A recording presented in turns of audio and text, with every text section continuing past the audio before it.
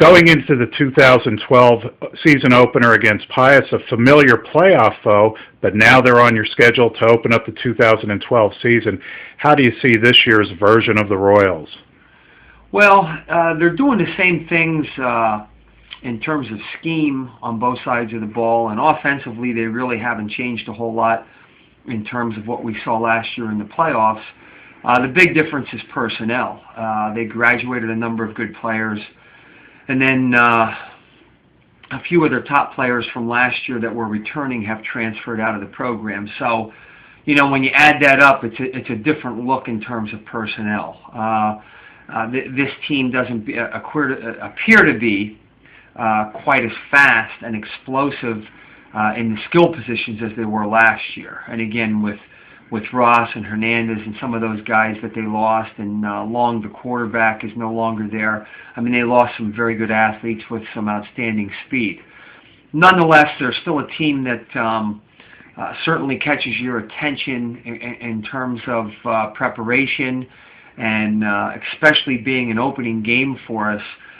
When we combine a couple factors here, one being that we're very inexperienced on defense, especially up front. We have 6 out of our 8 front players are first-year starters, and the big key there is all 4 linebackers are first-year players.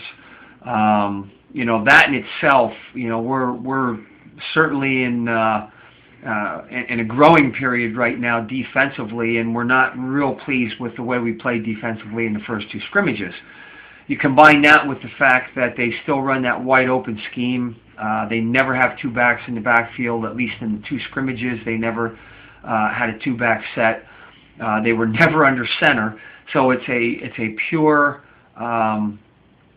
totally spread offensive philosophy where they're either going to have 4 wides or they're going to be in an empty set.